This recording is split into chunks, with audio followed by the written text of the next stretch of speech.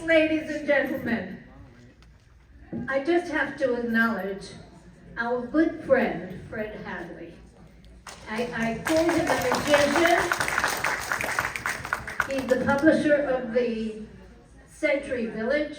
No, the other way around. Or the Village Century. Thank you. It means the same to me. They'll sue me if you say it that way. Okay, never mind. Village Century with an S. I misspelled it also. Anyway, he's a miracle worker because he's doing something special for us. And I'm so happy to see all of you. This is an important evening. And I forgot the flags. They're home. It's but we have one right here. In any event, thank you very much for coming. Without ado, we have a very special presentation from an extraordinary patriot, an American colonial soldier who's going to present to us a little history of our wonderful country. John Fisher.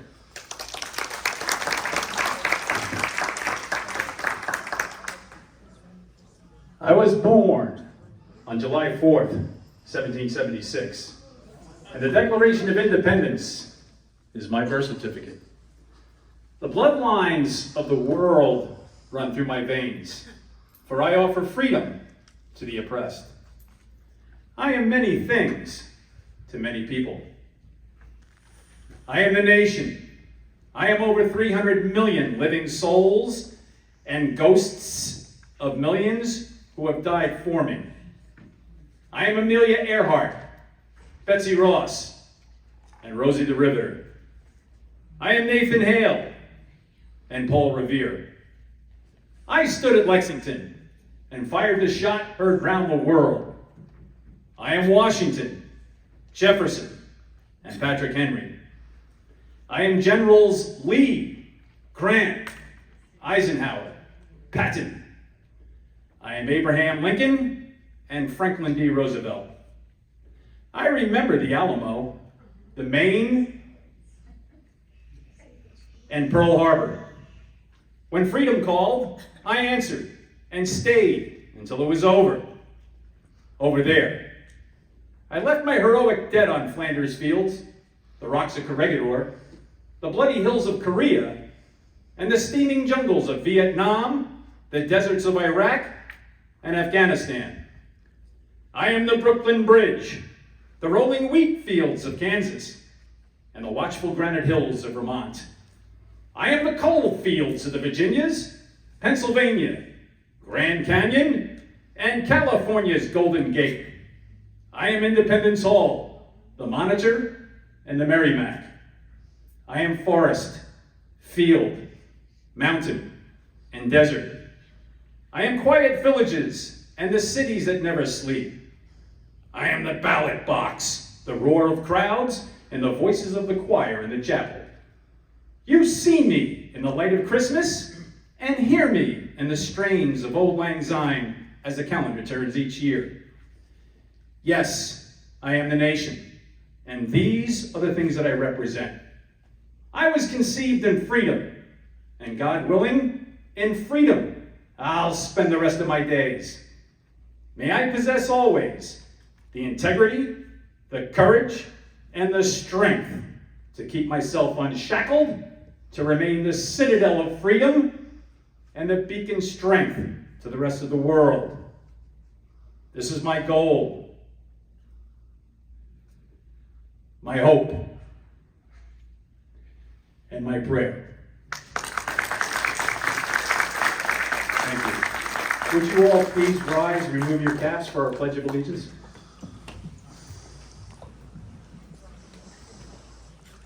I pledge allegiance to the flag of the United States of America and to the republic for which it stands, one nation, under God, indivisible, with liberty and justice for all. Thank you. My name is John Fisher, and I'm running for the Board of County Commissioners, District 5, this district. If you haven't already signed one of my petitions, please, they're outside on the table, and sign one when you leave. Thank you very much. We've got a couple of other people here with their petitions as well, so if you can help them out, that'd be great. Thank you. And thank you, Hilda. He is such a patriot and always ready to be helpful in every single way and to tell the story of America on a night then we are coming together to celebrate America. And we'll be listening to some folks tonight to hear about their story. But first, I am delighted to introduce to you someone you know, because we elected her. And this is Representative Peggy Gossett-Seidman. It is such a pleasure to have you here this evening to tell us about your accomplishments as a representative of this state legislature. They did so much, and I know, Austin, where are you? With the dog. Thank you. Yes, and he went around and left a sheet of paper on your table telling you what all of the bills that were passed by the legislature. So it's good information for you. Without any ado, Peggy. Thank you, Hilda. Thank you very much. Oh, is it on? Yes. It's the one I couldn't Yes, ma'am. reach. Is it on, everyone? Hear me? Yes. Hey, everyone. Well, I'm glad to be back here. I'm glad to be inside in this beautiful venue. Thank you very much. It's really lovely. And thank you for coming out on this like 119-degree heat wave day. I have been back since May 9th, the legislature. We actually were supposed to meet 10 to 12 weeks, and we met 19 weeks this year. There's no overtime pay, it's okay. It's all a public service, and I say I'm not a public servant, I'm a public service. We had a remarkable year in the legislature, my first, but I went to Tallahassee this year. I'll deliver my remarks on the legislature, and then I'll go into the topic of the evening after that, if that's all right. I ran my campaign on the basis of what I heard knocking on doors. I walked 532 miles. I ruined 3 pair of tennis shoes, but that's okay. And my son, my volunteer aide son Austin, my staff of kids, a ramshackle group of kids, and my husband and the wiener dog Rocky, they all walked. And they were a great asset. And what we heard was traffic, the traffic is impossible, the roads are not repaired, they flood, my neighborhood floods, there's garbage in the canals, the water's dirty, I don't know what's in the water, insurance rates are high, HOAs are confusing, we don't know what's going on, and of course the prices just keep going up. And one day I went to the grocery store, and I raised 3 kids here in Boca and Highland Beach. And I went to the grocery store one day, and just for kicks, I took an old receipt from like 6-7 years ago. Bleach was 99 cents. I used to have a lot of stains raising 3 kids. Reynolds wrap was 99 cents. A bag of chips was like $2.29. And I compared to the prices now on just 3 basics. I love potato chips. So that's the Irish half of me. So everything was 6 times as much. Reynolds wrap, a smaller roll, was like $8.99, and I was shocked. And bleach is $6.99, and I thought it's ridiculous because I really wanted to see the exact dollar amounts. It's like you hear, oh, everything's so expensive. We all know gas because we gas up every week. So I really realized something has to be done. Now, I can't go to Tallahassee and bring down grocery store prices. I'm not saying that. But what we can do is maintain the state's financial health and maintain everything else that it takes to have a good life here in Boca Raton. And that's what we tried to do. We tried to make good common sense fiscal decisions. The thing we didn't tackle, I'll say flat out first, is the insurance. And so you're probably saying, oh, my insurance doubled and tripled and all that. And this is true. Mine did. What happened with insurance is during COVID, no one was paying attention to other things such as insurance. We were all worrying if we're going to wake up sick or not, if we could get to the hospital, if you could get your surgery you need. And so people weren't paying attention. Well, the governor fired the head of the insurance division this past session. and put in some really qualified people, and they got together the 5 main policyholders into one room and said, what can we do to bring prices down and coverage improved? Well, the 5 companies did nothing but blame each other and butt heads and all that, so that was a done deal. No. We're going to go back in September. I start back already, and we're going to try to regroup. We've already brought in 6 other companies. Citizens is up to something like 9 million policies, and we allowed Citizens to actually offer recertification, which they were not allowed to do previously. So this is a continued fight, and the biggest donkey in the room, I call it, is the fact that the insurance companies do not cooperate very well. But rest assured, I'm doing what I can. If you have suggestions, if you have information, get it to Hilda or me, and we'll go on to that. And I'll get questions in a little bit if that's all right. So insurance is ongoing. Homeowners associations, we had 2 big bills on HOAs. One is for the recertification. We actually consistently applied the HOA bill for, the Surfside tragedy follow-up bill. There was a bill rushed out before I got to Tallahassee. We tweaked it this year to apply it to more buildings and condos because frankly, Florida's just like a big graham cracker floating in a bowl of milk. We are on top of 3 aquifers, 823 miles of beaches, 25,300 miles of rivers, 6,000 swamps, 7,000 lagoons, and 17 ports, just to give you an idea. It's water everywhere. And so we said, well, you might not be on the ocean, but you might be on a canal or the intercoastal or a lake. So we applied this sort of universally, so people in the middle of the state also have to have a look at their buildings. We do not want a Surfside. Now you could say, well, the legislature is messing into our business, but frankly, if we did nothing and 2 more buildings fell down or even 1 more building, people would be, just be tragically unhappy and miserable and say you should have done something. So we compromised on this. The buildings have to be recertified. If you are recertified, you don't have to hold as many reserves. If you've made improvements in past inspections, you do not have to hold so many reserves. And again, we'll have another look at this. One thing I did find very early in going up to Tallahassee is bills and appropriations, and the legislature moves in like increments. Like you just can't go in and fix everything in one 10-week period. Sometimes you fix a little bit now, a little bit the next year, a little bit the next year. And in the meantime, we hear from people throughout the state as to what their needs are. And that's where it's not set in stone. It's a gray sort of working area, just like the law. It's not always black and white, it's sort of gray. So we're working in that kind of regard. And the other HOA bill is for the actual homeowners associations. If you have difficulty or questions of your HOA, they are lawfully required, your board and your president, to provide any documents you wish to see. They cannot send you a bill and say, well, this is what you have to pay because we 5 people decided it. They're obligated to provide you with any data and any information that you request.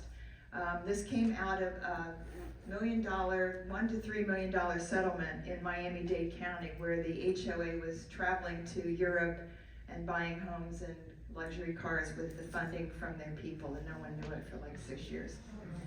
My colleague Juan Porras ran that bill, and luckily it passed very well. So it provides more legal avenues, more responsibility for the boards, and if you find any kind of a discrepancy, there are 2 state agencies which you may submit information and questions, and they will help you follow up. It's not the Better Business Bureau. I have the data. If you want to ask Hilda, I can get it to you later. My son is saying something. What? Okay, that's true. Now, my bills I personally ran were just, I had such luck this year. I had 2 wonderful airport bills. I went to Tallahassee saying we need common sense, common respect, and common understanding. And let's cut red tape and make things more efficient. Well, I come to find out airports, the poor airports of the state, 20 airports would have to send a team of people to their county commission, and going to somewhere in Miami-Dade or Jacksonville, which is like both a county and a city, they would have to go to just get paper towels and laundry supplies and a roof repaired. They'd have to go sit in a whole commission meeting for 8 to 10 hours and get, yes, you can spend $251,000 to get that done. Well, everyone said this is ridiculous, it is shackling us, we're spending time and money and wasting energy. So I ran a bill, it passed, actually every one of my bills passed without a single no vote from either the Democrats or the Republicans. I had never had one no vote, so that was cool. But this bill that I ran for the airports, which was signed 2 weeks ago, allows these, and you're wondering, well, how does that affect me? And I'll tell you. It allows them to go at the large airports such as Miami, or the medium such as Fort Lauderdale, Palm Beach, or the small like Sarasota. They can go and get their improvements and their requirements made without having to get a commission approval. Up to $1.5 million for the large airports, $1 million for PBI and Fort Lauderdale, and $500,000 for Sarasota and the smaller airports. And these people were so thrilled. It was like I gave them the money. And how this affects you is if you're flying out and you're sitting in a torn chair, well, now they don't have to go to the county commission to get the chairs fixed or the roof repaired if there's a leak. And to show you the difference in budgets, Sarasota's budget of $1 million a year is what it costs to pave one runway, the shortest runway at Miami Airport. So there was a wide division of what these people needed to go through. So you're gonna see the airports run more efficiently and save money for everyone. If you're flying out, that will be an asset for all of us. I also took the Boca Raton Airport bill on. It was the only local bill, in other words, the only Palm Beach County bill. Poor Boca Raton Airport, they had to go to the state to get anything done because the state still had, the state used to own the land with FAU and the Boca Raton Airport. I don't know if you knew that. It was a World War II military base. It was the only radar school for the whole Allied front. And so then the feds gave it to the state. Well, the state has now given it to the county and the city of Boca Raton jointly. They are running it. They have an airport authority. And to get that bill passed, once again, I had to get a lot of paperwork done. For any bill and any approach, you're thinking, oh, Peggy got a little piece of paper signed by the governor. No, for everything I've done, or anyone else in the Senate or the House does, there's probably 200 to 400 pages of documents and research and data attached to that bill. So if you had 8 bills such as I did, and 19 appropriations such as I did, you can do the math. It's thousands of documents. It was very cool to get it done though. My other bill, the Jeffrey Epstein bill, is being brought back, and just yesterday, a judge is taking a look at the Jeffrey Epstein case and has 602 pages of documents, and that bill said, he's dead, the victims are not, the public doesn't know what happened in 2006 when they did a secret deal at the Palm Beach Airport Hilton with Acosta, who was then a judge, a federal judge, and the local Barry Krischer, the local DA. They did a secret deal that allowed him to spend a year in jail at the Stockade, come and go, get steak dinners, girls, and Playboy magazines delivered, and then let loose to go do whatever else he did for the next 12 years. So that bill we're bringing back, it was mysteriously halted when other things were going down nationally. So we're going to be bringing that back. I'm running that with a local senator as well. So those are my main bills. I had one of my favorite bills was 2 other favorite bills are clean water initiatives, and they were so vast, as I just described to you some of our water resources, that we need to do more research all the way from Key West to the Panhandle to get everyone's input on how to get our waterways, our lakes, rivers, streams, and beaches completely cleaned up, to quit dumping wastewater into them, and have the canals. We did one bill in the state house that we have allowed every municipality some state dollars to clean up the canals. I can't even tell you what has been found in canals, especially in Broward County. They've had dead livestock, cars, all kinds of stuff I don't even want to relate to you. Garbage just dumped in canals in people's backyards, and it washes into the coastal and out in the ocean. So we don't want that. So we've allocated a lot of money to clean those canals up. Actually, walking last year, about June, about this time a year ago, Austin jumped into one of the canals to help a local guy who was cleaning out behind his house. He was an attorney saying, I can't even get a legal document to get these canals cleaned up. They jumped in there and filled up a trash bag full of garbage and that. And it's just a shame what people do without thinking. So those bills I'll be bringing back. On my appropriations, that means the appropriations are state money that they give Boca Raton or Palm Beach County for free. Tax-free, free money to fix whatever you need fixed. And I ran 19 appropriations requests, everything from the Lake Worth Lagoon to Boca Raton roads and water, and the Boca Museum and Highland Beach wastewater treatment. Anyway, I ran 19, and 9 of them were recorded, and I am bringing back, here's my figure, $7.42 to this area.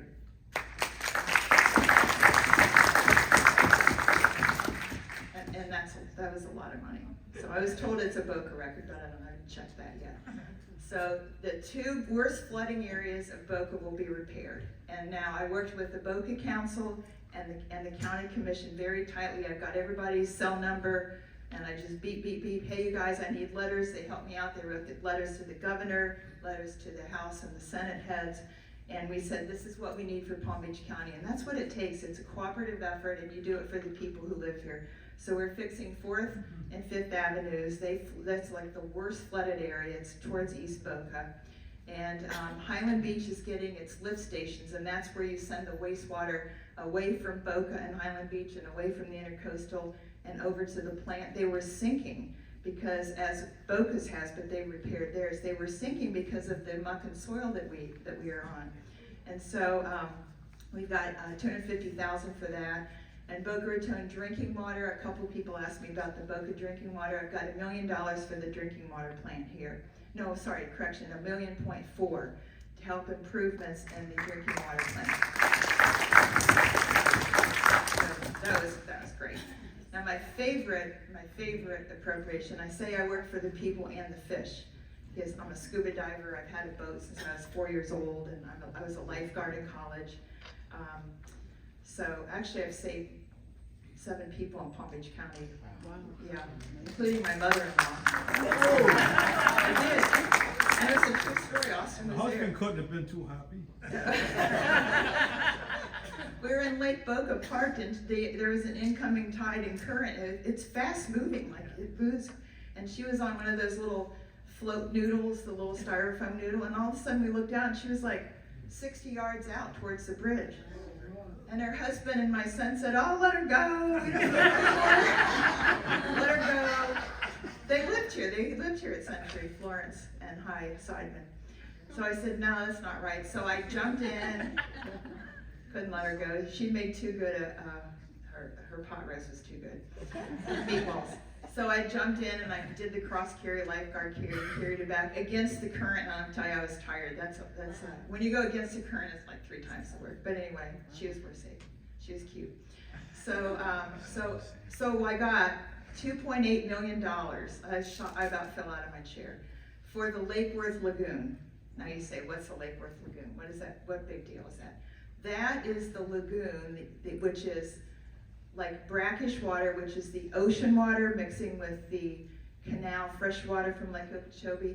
In that area up in Boynton Beach, if you've ever been to Two Georges or the Cove, that's that whole area, all the way up to like Southern Boulevard and a little further north, almost to North Palm Beach. That area, they already built 3 little islands there and planted mangroves and seagrass to attract manatees, the indigenous fish, and believe it or not, I did not know this when I took office, oysters. There are oyster ranches all over Florida, but they've been destroyed by wastewater and nutrients and runoff and garbage. So the water now will be cleaned up in that area, $2.8 million worth, to help restore all these animals and these sea creatures, and all the way down to the baby octopus. You don't know they're there, but if you hear about the seaweed, drives everyone nuts. But there are baby fish in those, little octopus. The turtles do well, that's part of their food chain. And so by cleaning up that water, that floats south to us here in Boca Raton. That floats down the intercoastal into Lake Boca out to the ocean. So that means Palm Beach County, we're doing our share to clean up the waters.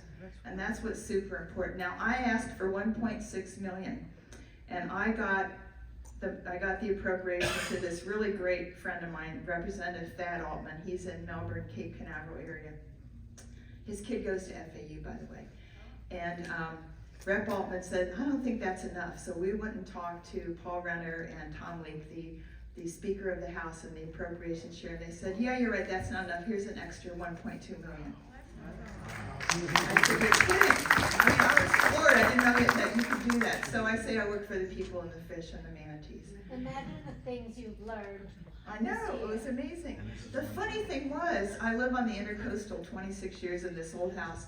When I got home the next weekend, a potted dolphin was playing behind my house in the Intercoastal. And I've never seen that, and I said, well, what is that, like a sign or just good luck? I don't know, but it was very cool. So I put it up on Facebook. You can go look it up. They were so cute. One was a little baby dolphin. You can see the little tiny baby fin. It was really cute. So that was like a joy for me. I'm very into nature and the water and kids, and you know, we have to think about having this in place for our kids and grandkids and going forward. I mean, do you want them moving to Iowa because the water's too dirty here now, or they can't go to the beach? So that was part of my my big effort. I had a lot of fun at FAU when they came up with their basketball team. And these guys were really cool. I have to say they brought their trophy, and it was a joy. I ran some appropriations for them. We're continuing to help them out because now they're the cool new school in Florida, now that they reached the finals of the NCAAs. And that was a joy. And then a couple weeks later, the Miami Heat were in the finals, so it's been a big basketball year. I actually played college, a high school ball, and my dad played college ball, my dad and uncle, so that was really cool. So that was a lot of fun. If it sounds like all work, I'll tell you a couple of other really fun things. One day we had the Tuskegee Airmen at the Capitol. They were the Red Tails, the African Americans who flew interference to help let our bombers and our fighter pilots actually get through to Europe to help win World War II. They've been recorded. There are 2 or 3 movies out about these guys if you ever get a chance to see it. They were completely brave. I toured Tuskegee about 4 years ago when I was driving through Alabama, and they were just a ramshackle group of guys who had no fear and said, I want to fly, and they flew and they just helped save the world back then. So they were in the gallery. They were all in their 90s. That was cool. And then a 102-year-old lady who was one of the first waves of World War II. I forget what that stands for. It was a woman who served in the Navy. What was it? A wasp? What was it? Waves were Navy, right? Okay, so she was one of the first waves, and she signed up in the Central Florida, Destin area, I think, no, the Panhandle, and went off to Hawaii, just 18, 19 years old. We had her and honored her in the gallery. Then we had NASCAR there. We had Florida Farm Day. I don't know if you know, but we provide all of the vegetables and fruits east of the Mississippi in the winter. That's all coming from Florida. So we had a farm day, and let me tell you, we ate well that day. It was all like free food. And then we just had a lot of fun, and those events try to break up the day when we're in the gallery and really pounding away our work. Peggy, Yes, ma'am. could I interrupt you for a minute? Yes, ma'am. Could you save some of your stories for the next time you I come? will. Yes. You've got marvelous. I do. That's the end of my fun stories. Hilda, it's been just a Microphone, pleasure. please. Use the mic. You have a mic Sorry. there. Yeah, I just know that we need to have her back. Don't you agree? Yeah. And I'd like to start the next part of our program. Oh, sure. We have Alan Bergstein. Could you come up here, please? So with that, I'll close, and thank you very much. I'll be back. Of course you will. And you all have my contact information. If you need anything, if you have any input, let me know, and I'll be happy to get back to you. Thank you very much for having me. Flip over your name card. And we're going to hear from her in a minute as well. Alan Bergstein. Alan is the president of the Judeo-Christian Republican Club and a war veteran of Korea. He's also from the Bronx. You taught, wait a minute, you taught in the Bronx. Did you? I worked there. That's what I meant. Principal in the Bronx. Gail Collins. Would you come up, please? Gail. You. Olson. Why do I keep calling you Collins? I don't know either. Yeah, I've done that before, by the way. Olson, Gail Olson. And I know your name so well, and I wrote the wrong one.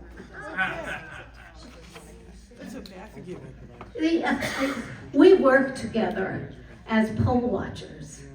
And it was such a pleasure, but I don't know where I'm getting Gail. I think that was a reporter. Maybe. Yeah, see? And Jack Payson. Yes, member of our synagogue, Vietnam War vet, and has a story to tell. So I'm going to ask them each. I apologize for that, but you'll be forever Gail Collins, all I'm gonna tell you. I don't know. Tonight, we're celebrating America. We are in a sandwich this week. We celebrated Flag Day, if you recall, June 14th, and very shortly, next week, is our Independence Day. And it occurred to us in our club that maybe we ought to hear some stories about what it meant to be growing up American, because we have a little bit of problem knowing all of that today and what is being understood by that community at large. And maybe we have a story that will help us change that. So I'm going to call on Peggy, who has quite a history. Correct? Yes, ma'am. She History. always calls me ma'am. I'm sorry, it's my Staff Sergeant, Air Force Dad. I know that. So we're speaking about growing up American and what we appreciate. Well, my family came here in 1671, and actually 2 weekends ago at my brother's house, I had heard my great uncle served with Teddy Roosevelt and the Rough Riders. I had heard that story.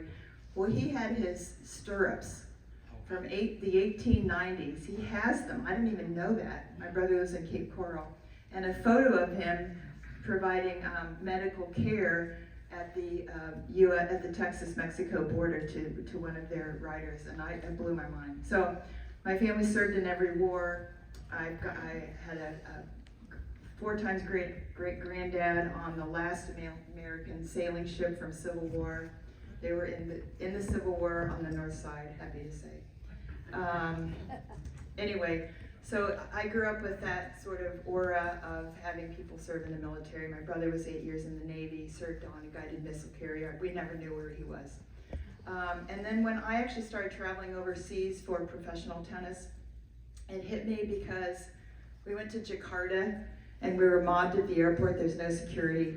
There's no, police helping you out. And we got to know the people, and they say, well, we all work for the country, and we get paid like the same $15 no matter how many hours we work, and we get paid with some grain and some fruit on the side. So that just seemed very sad. I've been to China, been to the Berlin Wall right before it fell. I've told that story here last year where it was all gray. There was no color. The clothes, the buildings, the people, it was so sad. And then the one that really hit home was when Russia downed an aircraft, and I had to help 7 Russian tennis pros get out of the United States, and they said they got called home to Russia, and I said, well, why? You're fine here. And they said, no, the government called us home because they're afraid you'll imprison us and not let us go. And I said, well, that wouldn't happen, and I couldn't convince them, so they took off. So when you hear things like that, you realize that you can live anywhere you want, work anywhere you want, work pretty much whatever job you want based on your qualifications. I mean, we could all move to any state if we wanted to. That's not true in some countries. I was in Cuba too, and that was also very sad, even in good parts of town. I just think that we should sometimes sit down and appreciate it and realize that we have it good even when we think we have it bad. Thank you very much. Thanks, Peggy. I was thinking as you were delivering your talk, you were clear, you were concise, you were factual, you didn't look down at your notes. And I was just wondering how President Joe Biden would deliver a talk like that and get the message through to all of us. Totally impossible. But nevertheless, I was born to immigrant parents. They came here in the early 1900s from Poland. They couldn't read English, they couldn't write English, they didn't know the morals and mores of this country. They came here, my father was never unemployed, he always worked as a waiter, professional waiter, he died as such. And although they came here impoverished and without knowledge of this country at all English, My brother was a full professor of economics at Northern Illinois University, and I became a school principal. We flourished because we were given the opportunity in this country to do exactly what we wanted to do, as long as we followed the laws and as long as we had aspirations, goals, and incentive. So I love this country for that.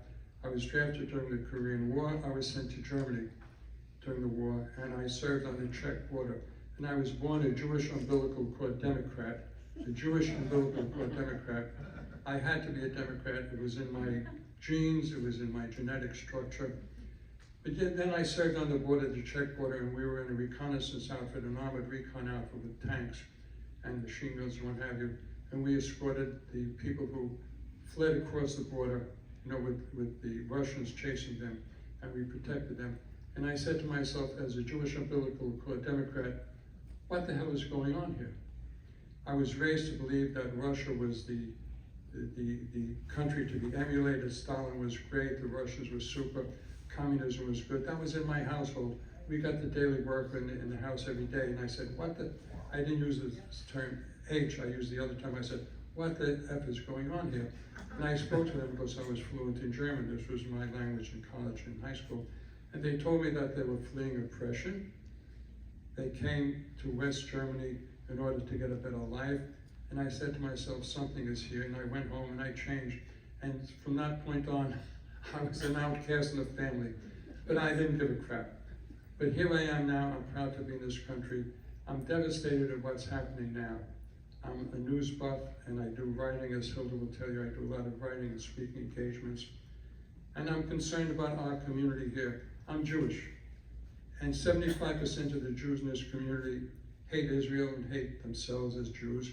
They're liberals. Liberal Jews hate Jews. This is my attitude, and I do my talking. I'll challenge anyone on that. They despise Israel. They voted for Barack Obama knowing. And I challenge them. I say, you're a liberal, right? You're a Jewish liberal. They say, of course I'm a Jewish liberal. I say, you voted for Obama? They said, yes. I said, you voted for him knowing full well that he was a member of a Jew-hating, white-hating, America-hating church for 20 plus years. Was married there, had his 2 kids baptized there, and Reverend Jeremiah Wright was on his election campaign team. And you voted for an outright Jew-hater? You should be ashamed of yourself. They have nothing to say. They either yell at me, scream at me, or walk away. I don't give a crap. But I confront, and it's our responsibility here as Republicans to confront every single Democrat in the card game, in the golf game, and no matter where. Don't be afraid of being thrown out of the card game and into the pool by speaking up. When a woman sits down at the mahjong game, and I've heard stories about this, and say, I hate Trump. Your job is not to keep quiet, but to say, be explicit. Tell me exactly why you hate Trump. Tell me exactly why you hate Trump. Of course, this is all mantra. This is veneer to them. All they know is the saying. They can't go on beyond the veneer of it.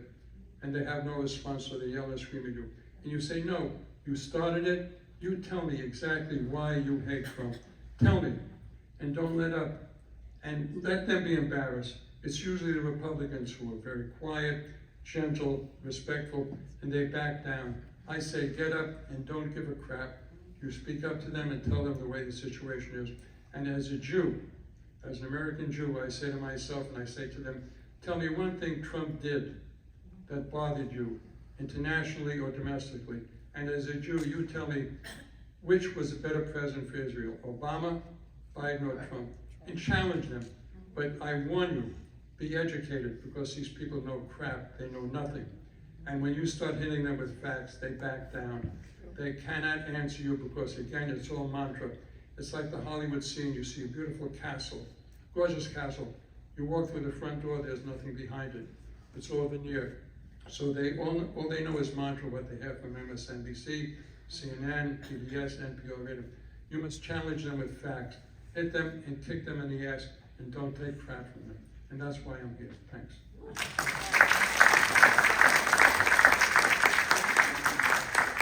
Okay, my name is Gail Olson, and Could you repeat that? Gail Olson. I can do it. I can do it. Yeah, all right, just make sure. Okay, so Here's my story. My family on my mother's side is from North Carolina. They owned farmland and raised all their own products and were self-sufficient and kind of well off in that time until my great-grandfather died from cancer. My grandmother was a domestic after my grandfather died because she had to make some form of living, and when you don't have education and the skills to do a farm, you have to become a domestic during that time. We're talking the 30s and the 40s. My mother was a great woman. She lived in North Carolina, and then she moved to New York in the 50s. And she just made her way. And she's the most positive person I've ever known in my life because she never would say you couldn't succeed. You can get anywhere you want to be if you put your effort. Don't ever let anybody hold you back. Don't let anybody tell you can't do anything. My father was from St. Thomas and Puerto Rico. He was a black Puerto Rican, so he had a little mix in there. So my parents married in the 50s. Now, I have my sister, who's now deceased, is gone, and I'm the last one left in the family. So I was raised in New York City, and this is the big thing. I was raised in Harlem in the projects, and it was the best education of my life because I just had a free life, except my mother would keep me home because she didn't want me playing out there with the element. That's what she was saying, the element. And which was smart because my sister ended up graduating from New York University, and I graduated from St. Francis College, which I was telling him. Now, I love living in New York. You couldn't pay me to go back now, but I loved living in New York because it was so diverse. I had friends from all walks of life, and I've gone and done everything from, going to bar mitzvahs and Chinese weddings and going to weddings. I call them the Jewish wedding. You break the things. It was just a whole lot of fun. You meet so many different people. Break the thing. You break the glass, and you meet so many people in New York. That's the privilege of being an American. As an American, I could think and make my own decisions. Of course, I was not that thinking because I was a Democrat, but everybody in New York was a Democrat. I mean, that's the way it was. But the bottom line is, I could formulate my own thoughts, and I met so many different people from other countries who told me, you don't understand that that's a freedom that you can think and say for yourself. You don't know how privileged you are. And as Americans, we don't know how privileged we are. We're whining about things that are so ridiculous compared to other people who live in third world countries and other places. So what I learned by living in America and loving living in America, I'm glad I'm American, I'm an American first, is that I am free to make the choices that I am making today. I'm involved with the REC. I'm the head of the minority engagement. The REC is the Republican Executive Committee. Committee. I do a lot of community things. It's important to me. I love Trump, so I'm not ashamed. And I have the facts. I turned to Trump in 2016 because I was praying. I said, God, I need to know the truth. Not what I feel, not what I think, the truth. And when he revealed that truth to me, I thought to myself, oh my God, I've been an idiot. Then I read the platform. If you read the Republican platform and you read the Democrat platform, you will be shocked. Because once you read the Democratic platform, you don't even want to claim it. You just go, oh my God. So I moved to the Republican platform, and I still say, with the Christian churches out here today, I do not know how you can call yourself a Christian and be a Democrat. I just don't know how you do it. So this next year and a half for me is extremely important. I am proud to live here. I will always back up this country. I don't like what the government's doing. That's why I'm getting involved. The next year and a half is a very, very important time. We must usher in Republicans back in the offices. We've got to get a Republican in the presidency. This is so key. And people say it doesn't affect us all. It does affect us all. Everything affects us. So if it doesn't affect you today, it'll affect you tomorrow. And I believe that we are all in it together. All of us. This is not a color thing. This is a people thing. And what affects you affects me. And so I am going to spend the next year and a half being involved at REC, moving the things that I'm going to be moving and doing. And one of the things I'm doing is trying to get Rick Scott to do he's agreed to do it. I have to just organize it. Just a minority outreach and talking to the minority people in the areas, because they need to know what's going on in DC, and they need to know what he's doing and what they're not doing. And I feel that if he can tell the community, some of the young men in the community, what's truly going on, they'll go out and tell other people. And then it keeps going on and on and on. And you just have to stop some of these things that aren't true. And the only way to stop it is just like this gentleman said, fight back. When people say these different things, why they don't, listen, I don't care why you don't like Trump. I like his policies. I don't care that you don't like Trump. He's the greatest president we ever had. We want those policies back, and that's what I'm here to fight for, and thank you for letting me speak.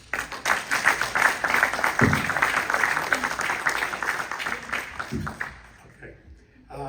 The first word that comes to my mind when I think what America means to me is freedom. As an American citizen, we have freedoms that many others do not have. Freedom to vote, freedom to speak, freedom of religion, freedom of women's right to vote, and many more. The United States of America is unique because people have been immigrating and continue to immigrate from around the world for centuries.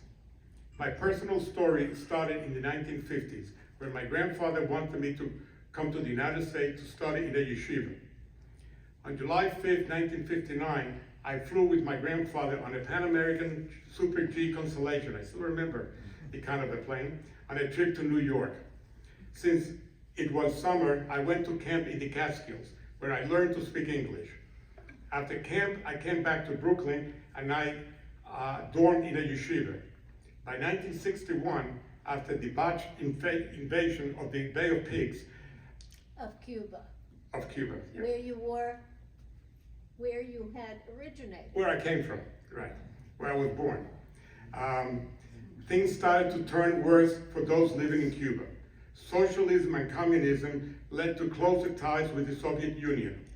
This led to a reassessment of the Cuban policy of the Kennedy administration. My immediate family left Cuba later in 1961 to settle in New York. 2 years later, my family and I passed the citizenship test and were sworn as proud American citizens. I was attending college in 1966 when my draft lottery number was picked. Because of my dislike of communism, I decided to delay my schooling and join the United States Army. I felt that serving in the Army, I was joining many other Americans who had fought to secure freedom around the world. After I came back from the Army, I was very proud to have served my country that gave me a second home during my time of uncertainty selecting a profession. The United States is the country that gave me a citizenship where my own birth country, Cuba, suppressed the expression of development, feelings, and ideas of their own citizens. I was very lucky that my family joined me in the United States to celebrate many happy occasions. The preamble of the United States Constitution, written in 1787, 236 years ago, starts with the words, "We the people." It is not about one person, but all the people of this great country. We work together to create solutions and make a future for our children. Many people come to America looking for a second chance in their lives. In America, you can choose to follow whatever path you wish. Maybe too loud? You want to start it off? I just thought it would be very good. Many people came to America looking for a second chance in their lives. In America, you can choose to follow whatever path you wish. You can chase your dreams no matter how outlandish they may seem. In America, nothing will hold you back once you set your mind in accomplishing something great. Polls show a significant number of adults in the United States are proud to be American citizens. Patriotism and culture go hand in hand. Many patriotic people take pride in sharing a distinct common culture and encourages cultural assimilation. They thank every day the lucky stars to be living in the United States of America. Our country is a place where people can live free. Every day we learn new things and develop as a community. As a country, we have strong emotions for our nation, and it is that same spirit that makes me proud to be an American. Thank you for keeping Americans safe and free. As a proud, patriotic veteran and American citizen, I am forever grateful for all this country has given me.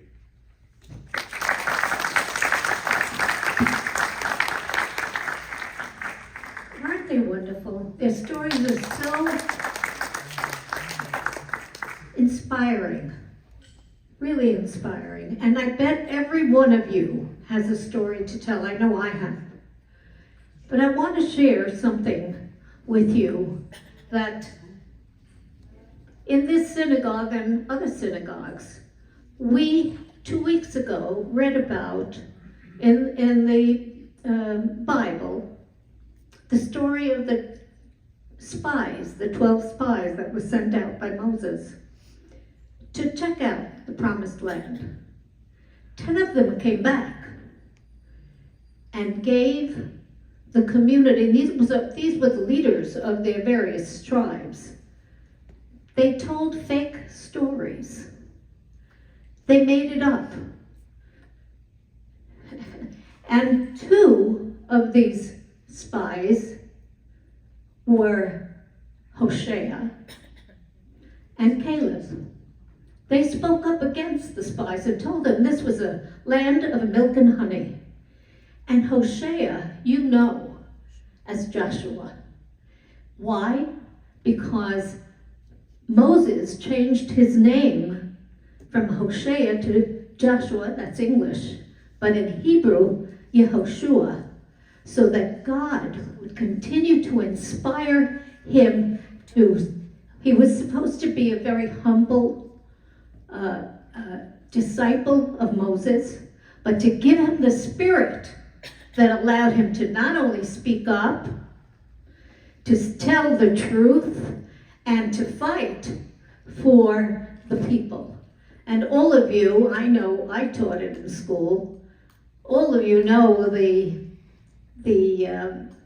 song Joshua fit the battle of Jericho.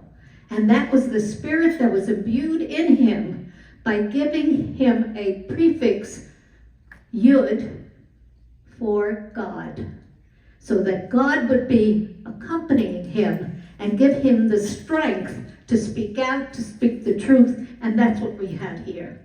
We have 4 people who aren't afraid.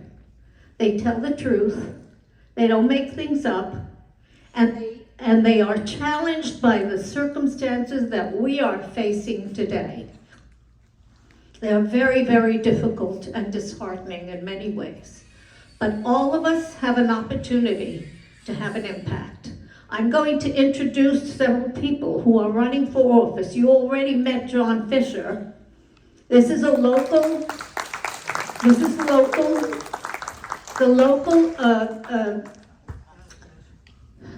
commission and the local council. They have an impact on our lives. And we're trying to continue to change from the Democratic,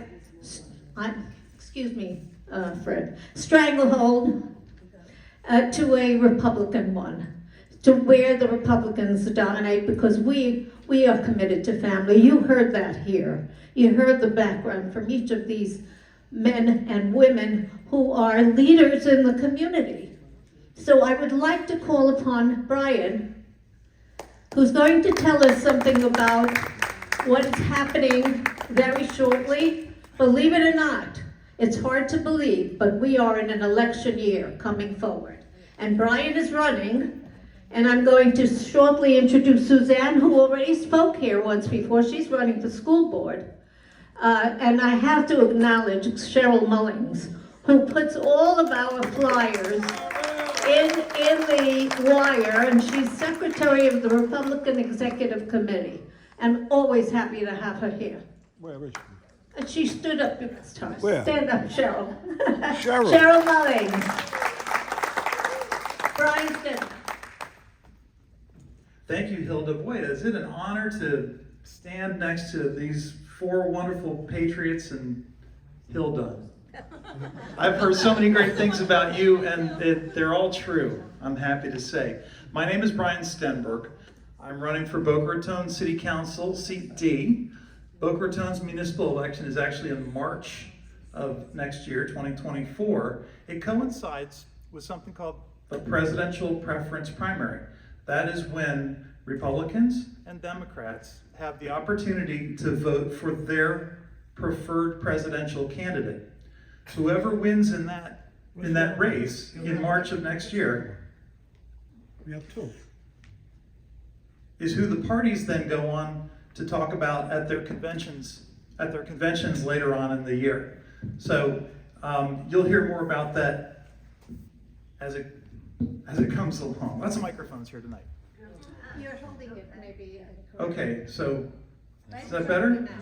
Okay, here we go. Excellent. Tilt it slightly up. Okay. Better. Kind of like a beer. Yeah. I gotta make like I'm drinking a beer. That's it. Okay, very good, sir. Thank you. At any rate, yeah, you'll hear more about the. Doesn't like you.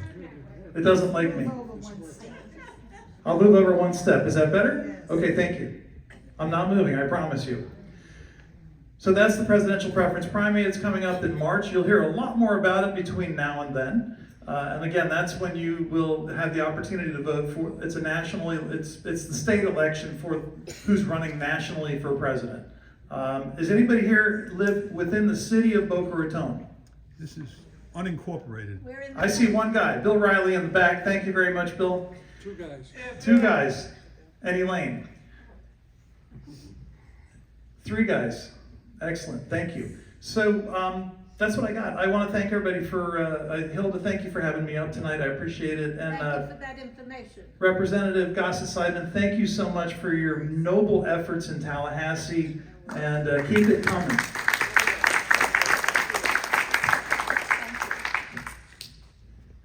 Suzanne, just say hello, please. She spoke at length at one of, this is going in and out too. I don't know why. It wasn't just Okay, all right, I'm holding it steady. Suzanne Page, you see? I don't know what it is. All right, just say hello. Come on up. Hi, everybody. I'm the college professor with the big mouth. Test. Hold it this way, all right. And Elaine, are you here? Yes, I I made need it you. finally. Please come up because she's going to tell you something very important about voting by mail. This is very important now. The state has changed.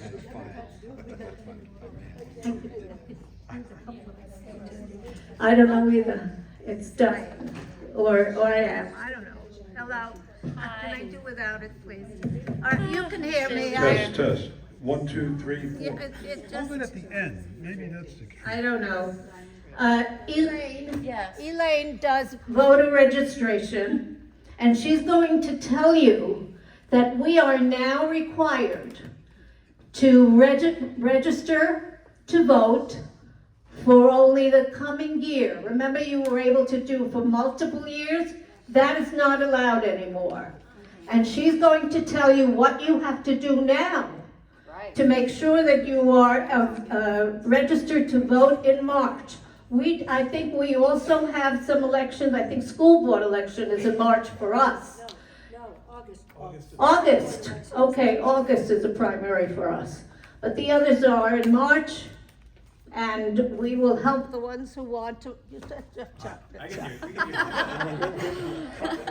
hear you. I'm not even gonna try to, well, maybe I will, I don't know if it goes in and out. This Anyway. is Elaine Bresnahan. She is also an active member of the Republican Executive Committee. Yes, thank you, Hilda, we love working with you, I love coming to these meetings. They're always so well put together and everybody's so appreciative and such American patriots. I just love being part of this group. And thank you, Peggy, and all of you, Gail Olson, and all of you that shared your stories. Hold the We all mic this way, appreciate it. please. Thank you. So, like Hilda was saying, I am part of the REC and I work with the voter registration committee, and I'm going to talk to you, John. And also, so what like Hilda was saying, I'm a little off kilter because Peggy, just so you know, I got stuck at a train track here. The train tracks just didn't work and they were just down and everybody was making U-turns on Yamato Road just past 95. Yeah, that's what happened. So anyway, that's why I was late, sorry. We're happy to have you So here.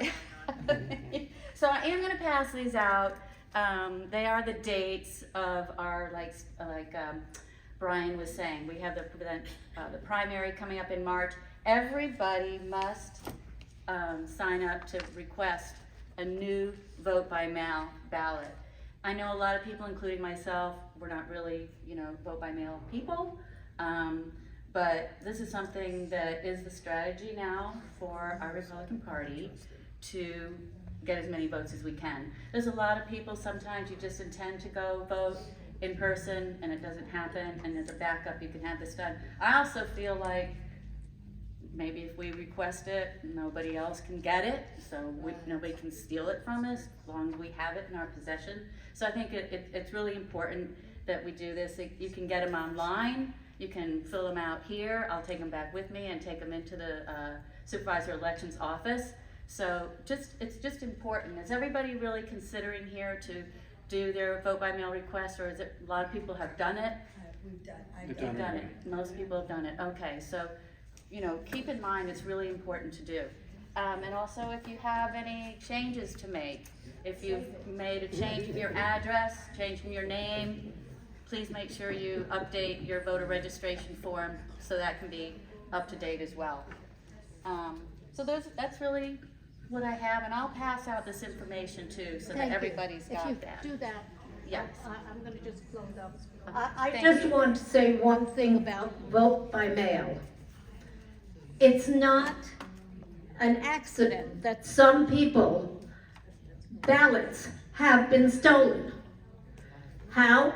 In other words, they come to vote and they discover that someone has voted. So the worker says to them, I'm sorry, you can't vote now. Your vote has been cast already. What do you mean? This happened when I was a poll watcher. Yes. I'm going to stop with this, it's annoying. I was a poll watcher, and a woman came, and this was the 2020 election. She really wanted to vote, and I heard her complain to the poll worker, what do you mean? I did not vote. I came to vote in person, and I want to vote for Trump, she said. Just wait a minute, please. And so, technical difficulties. And so please, what's important is that you can vote in person. That happened, I'm a poll worker now, and that happened many times when people came with their ballots and were able to turn in the ballot. It was marked discarded, and they voted in person. Because sometimes, as Elaine said, things happen. And while you may have intended to come and vote in person, or whatever, things happen in the family, especially in this community and everywhere. So there's another reason for it. We're trying to game the system that the Democrats have already gamed. That's the reason.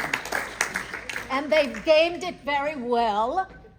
And I'm speaking as a Democrat active in New York City for 45 years. When I tell you active, I can give you a whole history of it. But they have gamed the system. We have to outgame them, if there's such a word. And the only way we will is if we vote ahead.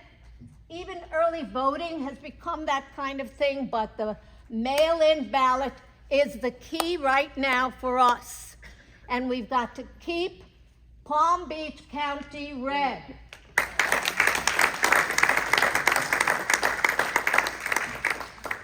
So, we only ask, some of you have joined our club. We thank you for that.